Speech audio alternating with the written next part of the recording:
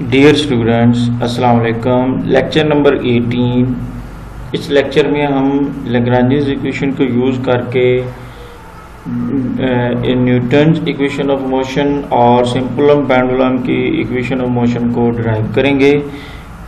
और Lagrange's equation को हमने पिछले दो लेक्चर में, लेक्चर नंबर 16 में हमने डीएलम्बर्ट प्रिंसिपल से डिराइव किया था लैग्रांजेस इक्वेशन को, और उसका सेकंड पार्ट जो है वो लेक्चर नंबर 17 में, यानी कि दो लेक्चर्स में हमने यह टॉपिक कंप्लीट किया था। लेक्चर नंबर 18 पहली एग्जांपल जो है, पहले एग्जांपल में हम Newton's equation of motion from Lagrange's equation जो है वो डिराइव करेंगे। प्रॉब्लम की स्टेटमेंट ये है कि consider the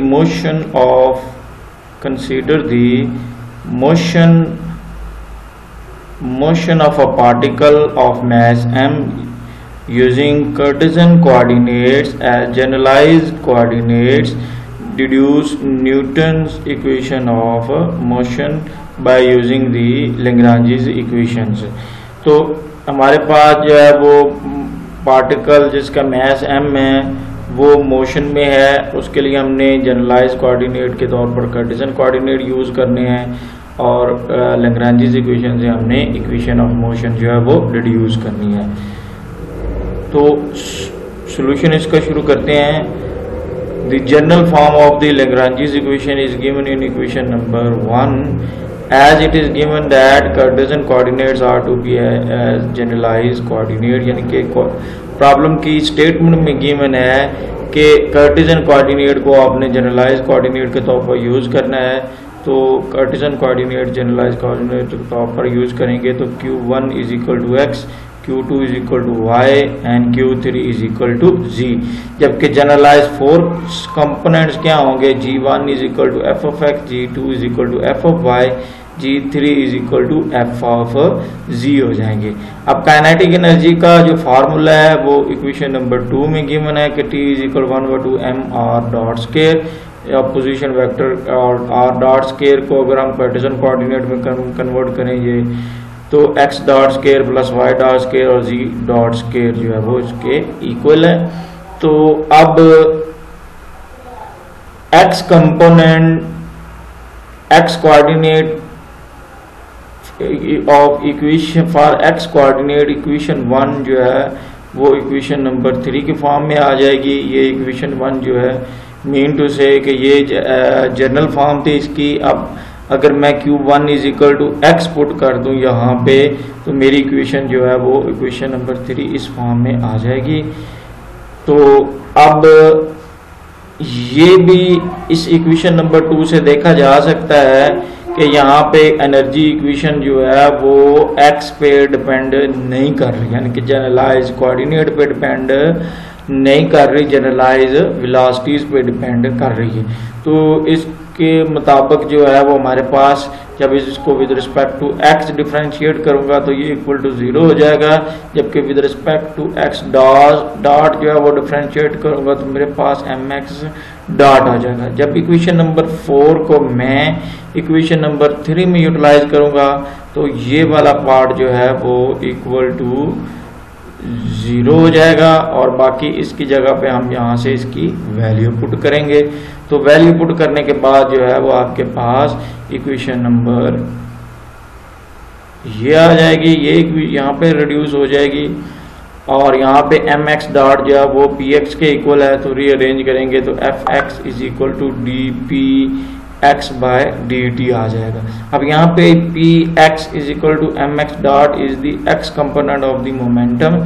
similarly we can have respectively the y and z component, यानी कि जिस तरह हमने x कंपोनेंट जो ड्राइव किया, ये वाली इक्वेशन ड्राइव की है, इसी तरह हम fy fz जो है वो भी ड्राइव कर सकते हैं। तो वो मैंने यहाँ पे इक्वेशन नंबर 6 और 7 की फॉर्म में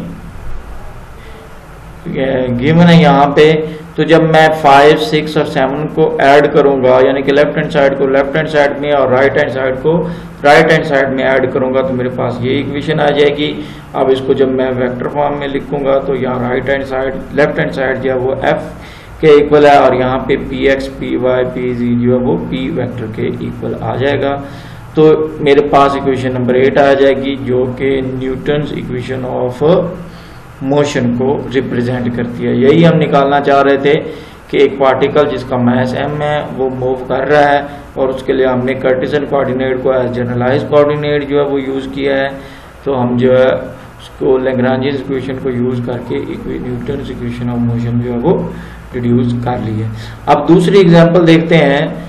दूसरी एग्जांपल जो है वो सिंपल पेंडुलम की है, और सिंपल पेंडुलम जो है वो हमने यहाँ पे फिगर में शो किया हुआ है कि let theta be the angular displacement of the simple pendulum from the equilibrium position as shown in this figure.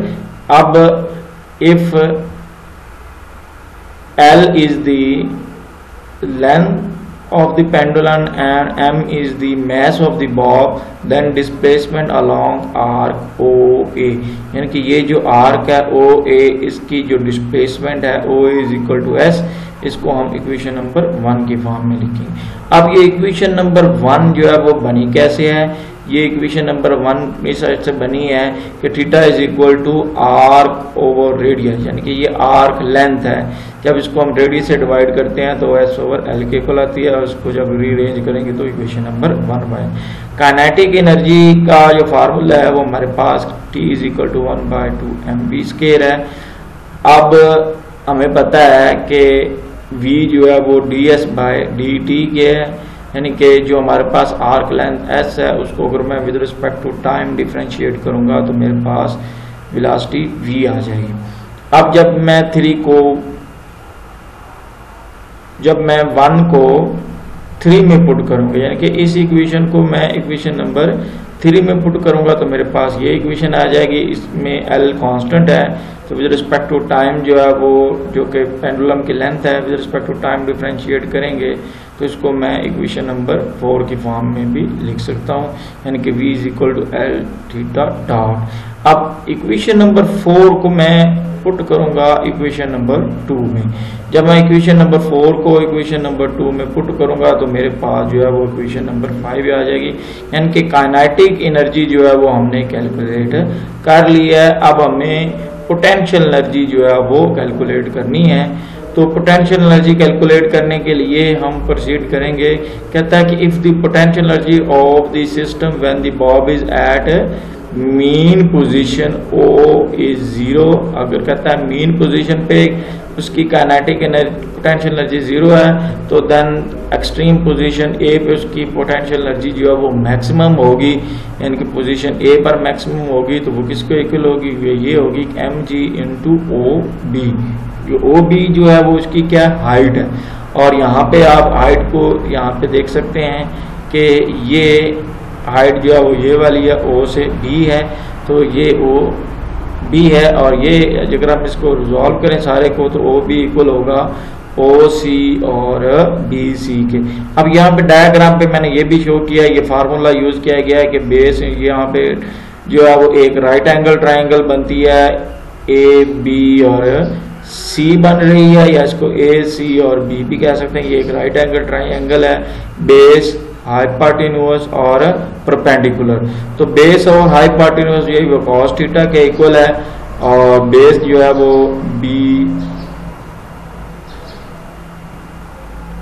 Base जो है वो BC के इक्वल है, और हाइपोटेन्यूज जो है उसके किसके इक्वल है? वो L के इक्वल है। तो इसको रीअरेंज करेंगे तो BC is equal to L cos theta आ जाएगा। तो हम इस फिगर से देख सकते हैं कि OC जो है वो इक्वल है OC जो है वो इक्वल है L के, और BC जो है वो इक्वल है L cos थीटा से। तो यहाँ पे जब मैं इसकी वैल्यू पुट करूंगा तो मेरे पास सिंप्लीफाई करने के बाद इक्वेशन नंबर 6 आ जाएगी। अब लैग्रांजियन L जो है ऑफ द सिस्टम जो है वो इक्वेशन नंबर 7 में डिफाइन है। अब काइनेटिक एनर्जी की वैल्यू इक्वेशन नंबर 5 से, और पोटेंशियल एनर्जी की वैल्यू इक्वेशन नंबर 6 से जब मैं 7 में पुट करूंगा तो मेरे पास जो है वो लैग्रांजियन जो है वो इक्वेशन नंबर 8 में आ जाएगा। अब Lagrangian equation for conservative system जो कि हमने कल ड्राइव की थी पिछले लेक्चर में, तो वो इक्वेशन नंबर 9 में गिवन है। अब और हमें पता है कि ये जो हमारे पास सिस्टम है सिंपल पेंडुलम का इसको डिस्क्राइब करने के लिए हमें सिर्फ एक generalise coordinate Q1 is equal to theta चाहिए, तो देन इसके अकॉर्डिंगली मेरे पास इक्वेशन नंबर 9 जो है वो रिड्यूस होके इक्वेशन नंबर 10 बन जाएगी। अब इक्वेशन नंबर 8 से मैंने partial L by partial theta dot और partial L by partial theta निकालना है। पहले इक्वेशन नंबर जो 8 है, ये वाली इक्वेशन जो है, ये जो लैग्रांजियन निकाला था, इसको मैंने विद रिस्पेक्ट टू पहले थीटा जो है डिफरेंशिएट करना है। तो अब चूंकि ये वन काइनेटिक एनर्जी वाला पोर्शन है, तो ये विद रिस्पेक्ट टू थीटा जो है वो कांस्टेंट बिहेव करता है, इसलिए ये अप्रोचेस टू जीरो, ये टर्म सारी जीरो हो जाएगी। जबकि इसको डिफरेंशिएट करेंगे तो मेरे पास माइनस mgl साइन थीटा आ जाएगा। तो इक्वेशन नंबर 11 में आ जाएगा partial L by partial theta. अब अगर इसी इक्वेशन नंबर 8 को जो यानी कि लैग्रांजियन फंक्शन है उसको with respect to theta dot differentiate करूंगा तो मेरे पास जो है वो इक्वेशन नंबर 12 आ जाएगी। अब 11 और 12 को मैंने पुट करना है इक्वेशन नंबर 10 में, यानी कि partial L by partial theta dot की वैल्यू इक्वेशन नंबर 12 से और partial L by partial theta की वैल्यू इक्वेशन नंबर 11 से जब मैं पुट करूंगा तो मेरे पास इक्वेशन ये आ जाएगी। इसको सिंप्लीफाई करूंगा तो यहाँ पे पहुंचूंगा इस पे और दोनों तरफ ml स्क्वायर से डिवाइड करूंगा तो इक्वेशन नंबर 13 आ जाएगी। ये इक्वेशन नंबर 13 जो है equation of motion of simple pendulum को डिस्क्राइब करती है। अब क्वेश्चन की स्टेटमेंट में है कि एम्पलीट्यूड स्मॉल होगा जब, तो एम्पलीट्यूड जब स्मॉल होता है तो साइन थीटा को हम equivalent approximately equal to theta ले लेते हैं। तो उस सिचुएशन में ये हमारे पास जो इक्वेशन नंबर 30 है वो रिड्यूस होकर इक्वेशन नंबर 14 में आ जाती है। और ये इक्वेशन नंबर जो 40 है जो रिप्रेजेंट करती है simple harmonic motion of period, और यहाँ पे पीरियड जिसका TP is equal to pi square root L over G है। अब मैंने यहाँ पे TP यूज किया, वैसे हम चूंकि सिंबल T नोटेशन T जो है वो काइनेटिक एनर्जी के लिए यूज कर रहे हैं इसलिए पीरियड के लिए हमने फिर उसके सबस्क्रिप्ट में P लगाया। तो यहाँ पे TP का मतलब है टाइम पीरियड है, ठीक है, ऑफ सिंपल हार्मोनिक। तो ये था आज का लेक्चर। ये सिंपल से 2 क्वेश्चन है, इसको आप सॉल्व करेंगे तो ये इजीली हो जाएंगे। अल्लाह हाफिज़।